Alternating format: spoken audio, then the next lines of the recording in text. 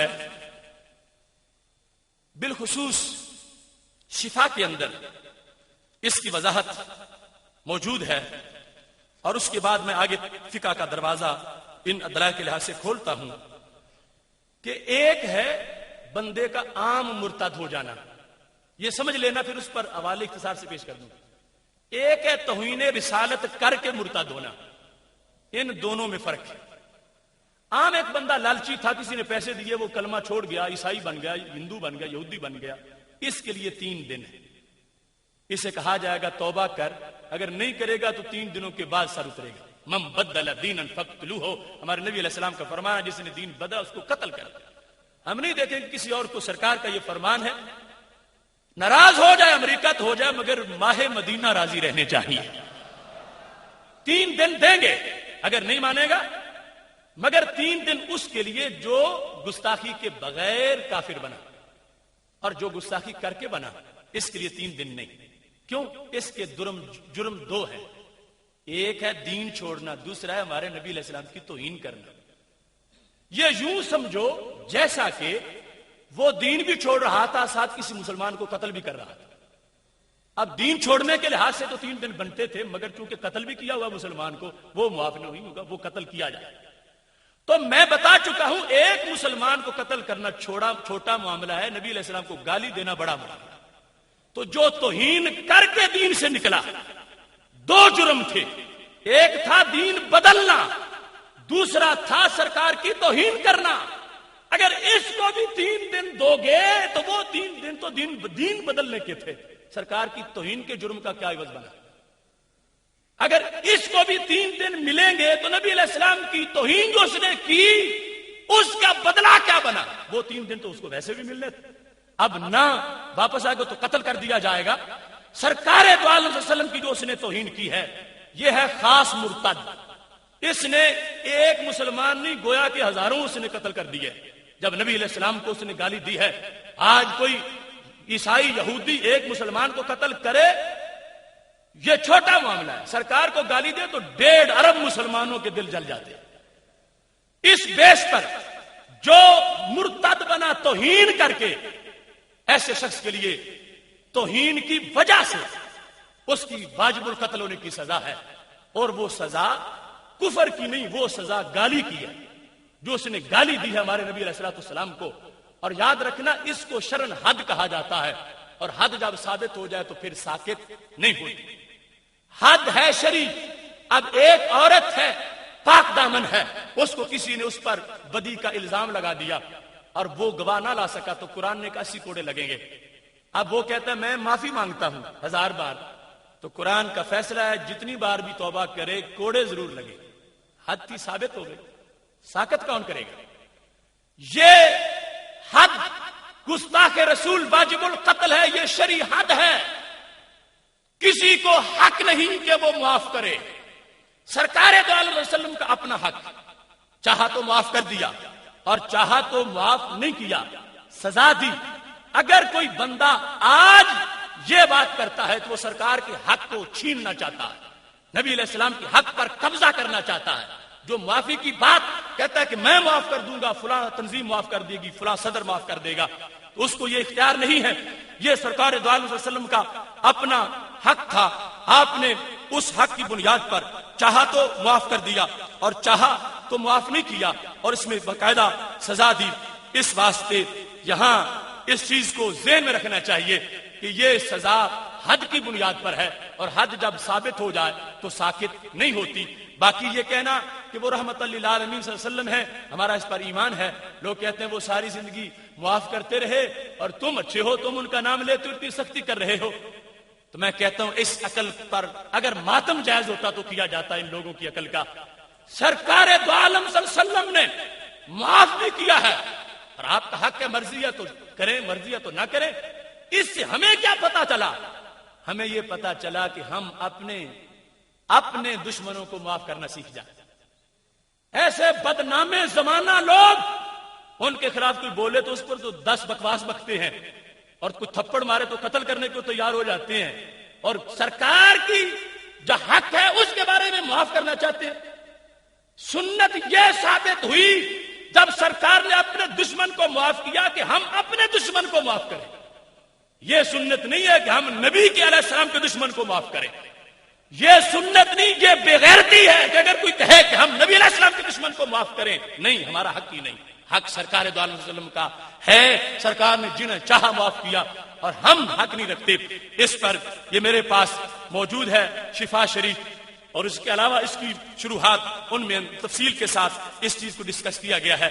اور یہاں بطور خاص چونکہ اعتراضات کا جو سلسلہ ہے وہ ایک ایسا سلسلہ ہے کہ اس میں مزید وقت لگ جائے گا. کچھ لوگ یہ حدیث شریف پیش کرتے ہیں من تکم لنفسہ فی شیء، نبی علیہ السلام نے اپنے بارے میں تو کبھی بدلہ لیا ہی نہیں، الا ان تنتہک حرمت اللہ، اللہ کی حرمت پامال ہو جائے تو پھر بدلہ لیا ہے. تو اس واسطے کچھ لوگوں نے یہ جواب دینا شروع کر دیا کہ اگر اللہ کی بات ہو پھر تو غصہ کر لیتے تھے، اپنی بات ہو تو پھر تو غصہ نہیں کرتے تھے، وہ تو معافی کرتے رہے، وہ معافی کرتے رہے، اور تم نے سختی شروع کر دی ہے. یہ سنو، شفا میں قاضی ایاز نے اس حدیث کو لکھ کر اس کا جواب دیا کہ اس کا مطلب کیا ہے کہ من تکم لنفسہ ہی، کہ نبی علیہ السلام نے اپنا کبھی بدلہ نہیں لیا. کہ اس کا یہ مطلب ہے کہ جو گالی دے سرکار اس کو لازم تھا کہ معاف کر دیتے، یہ سمجھ کے کہ میری بات ہے. یہ بھی غلط سوچ ہے ان لوگوں کی جنہوں نے نبوت کی دو جہتیں بنائیں، کہا ذات اور ہے اور وصف اور ہے. اگر وصف رسالت پر کوئی تنقید کرے توہین بنتی ہے، ذات پر کرے تو نہیں بنتی. یہ جھوٹ ہے، یہ کذب ہے. میرے نبی علیہ السلام کی ذات پر تنقید بھی کفر ہے، وصف رسالت پہ تنقید بھی کفر ہے. دونوں چیزیں برابر ہیں، اس میں کوئی فرق نہیں ہے. یہاں انہوں نے لکھا انما یکون ما لا ينتقم منه فيما تعلق بسوء ادب او معاملة من القول. کہنے لگے فعلم ان هذا لا يقتضي انه لم ينتقم ممن سبه، کہ اس حدیث سے یہ پتہ نہیں چلتا کہ نبی علیہ السلام نے گالی دینے والے سے بدلہ نہیں لیا. یہ سے پتہ نہیں چلتا. کیوں؟ انہوں نے کہا سرکار کی عزت یہ حرمت الہی ہے. سرکار کی عزت اور اللہ کی حرمت یہ دو چیزیں نہیں کہ تم کہو کہ اللہ کی حرمت کے بارے میں تو بولے ہیں اور اپنی عزت کے بارے میں نہیں بولے، اور اس کو کہا جو کوئی کہتا پھرے. فرمایا نہیں، یہ جو حرمت کا لفظ ہے فعلم ان هذا لا يقتضي انه لم ينتقم ممن سبه او اذاه او كذبه فإن هذه من حرمات اللہ. نبی علیہ الصلوۃ والسلام کی عزت اللہ کی حرمات میں سے ہے. اس واسطے سرکار کی ذات پر جس نے سب کی گالی بولی، ذات صفات پر تنقید کی، اس کا بدلہ خود سرکار نے لیا ہے. ہاں معاف کرنا چاہا تو معاف کر دیا. تو جس کا استثناء ہو رہا ہے کہ اپنا کبھی بدلہ نہیں لیا، وہ کیا چیز ہے؟ امام ایاز نے باقاعدہ اس کی مثال بیان کی کہ جس طرح ایک دیہاتی سے نبی علیہ الصلوۃ والسلام نے گھوڑا خریدنا چاہا، اس نے گھوڑا دینے سے انکار کر دیا. اب سرکار نے اس کو گستاخ رسول نہیں قرار دیا. یہ معاملہ مستثنا ہوا. یہ معاملہ یہ نہیں کہ سرکار کو کوئی گالی دے دو تو کہہ رہی ہے تو کہ اللہ کی بات نہیں تھی، اپنی بات ہی چھوڑ دی. اس وجہ سے نہیں چھوڑا ہے تو مرضی پر واجب القتل کو معاف کیا. وہ حق تھا کہ اس کو قتل کیا جاتا. اس واسطے کہ فرق نہیں حرمت رسول اور حرمت الہی میں. کہا گیا اللہ کی حرمت جو ہے وہی رسول اللہ صلی اللہ علیہ وسلم کی حرمت ہے. اس بیس پر ہی جو قرآن مجید میں یہ ذکر ہے کہ صحابہ نبی علیہ السلام کے گھر میں کھانا کھا کے بیٹھے رہے تو اس کو اذیت سے تعبیر کیا گیا، لیکن توہین کیوں نہیں بنی کہ وہ کوئی گالی نہیں تھی. وہ ایک ایسا عمل تھا جس سے وہ بے خبر تھے کہ کہیں سرکار تنگ نہ ہو رہے ہوں، اور پتہ نہیں چلا ادھر سے رب کی آیت آ گئی کہ یہ بیٹھے ہیں.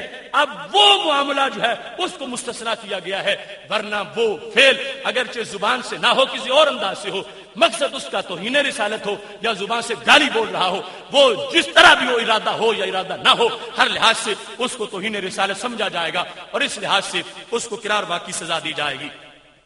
اس سلسلے کی مزید وضاحت کے لحاظ سے میں، چونکہ کہا جاتا ہے کہ بر صغیر اس میں فقہ حنفی ہے اور آج غالب فقہ حنفی ہے اور فقہ حنفی کے لحاظ سے یہ بات ہونی چاہیے، تو میں چونکہ وقت مختصر رہ گیا ہے اس کی تھوڑی سی تفصیل آپ کے سامنے پیش کرتا ہوں. فقہ کے لحاظ سے جو فیصلہ ہے اس کو بھی ذہن میں رکھیں. اب سب سے پہلے اس بات کو واضح کرنا چاہتا ہوں، یہ پنجاب اسمبلی کے سامنے شار فاطمہ جناح پر ایک مرد حق پرست کا مزار ہے جو بلے شاہ صاحب کے پیر ہیں اور ان کو شاہ عنایت قادری کہا جاتا ہے. 3 صدیاں اس مرد حق پرست کو ہو گئیں جنہوں نے اس عہد میں عربی زبان میں انسائکلوپیڈیا تیار کیا تھا. میں نے اس کے 10 کلمی نسخے پاکستان اور افغانستان سے اکٹھے کیے. اس وقت بھی پنجاب یونیورسٹی اور میوزیم میں اس کا نسخہ قلمی موجود ہے. اس کے اندر ناموس رسالت پر شاہ عنایت قادری نے بحث کی.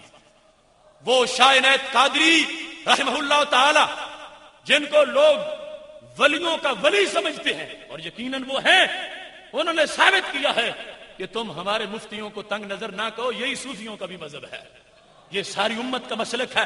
اس کتاب میں چونکہ میں نے اس پر پی ایچ ڈی کی ہے اور اب یہ مرکز الصراط المستقیم للبحوث کی طرف سے چھپ چکی ہے 3 جلدوں کے اندر عربی کے اندر. اس کے اندر یہ آج کا مسئلہ پوری طرح ڈسکس ہوا اور میں نے پھر اس کے ماخذ تلاش کیے. 1 سال میں نے سفر میں گزارا. اب وہ مخطوطات اس وقت میرے پاس موجود ہیں. جس کتاب کا انہوں نے حوالہ دیا اگرچہ ایک مارکیٹ میں وہ چھپی نہیں ملتی, اس کا بھی میں نے نسخہ قلمی تلاش کیا اور اس کا ماخذ بھی ڈھونڈا. اور یہ پوری فقہ حنفی کے لحاظ سے اس وقت اختصار کے ساتھ میں آپ کے سامنے اس حدیث کو, اس امر کو جو انہوں نے پیش کیا شاہ عنایت قادری رحمہ اللہ تعالی نے, اس کو آپ کے سامنے پیش کر رہا ہوں اور بتانا چاہتا ہوں کہ شاہ عنایت قادری جتنا امام ابو حنیفہ رحمۃ اللہ علیہ کی فقہ کو سمجھتے ہیں اتنا اور آج کا کون سمجھے گا. اور پھر انسائکلوپیڈیا تیار کیا پورا فقہ کا, اس کے اندر یہ تفصیلات موجود ہیں. اس میں سے اولاً انہوں نے اس بات کی وضاحت کی ہے جو مخطوطے کا برقع نمبر 239 اور 240 ہے. ولادت ان کی 1056 ہجری کی ہے, وصال 1148 ہجری میں ہے. اس کے اندر انہوں نے اس مسئلے کو بیان کیا اور حق ادا کر دیا. بیان کرتے وقت حضرت شاہ عنایت قادری نے پوری تفصیلات ذکر کی اور تفصیلات کے لحاظ سے بھی انہوں نے ہر امر کو اپنے دلائل سے جو قرآن مجید سے بھی ہیں اور سنت سے بھی ہیں انہوں نے تفصیل کے ساتھ اس امر کا ذکر کیا.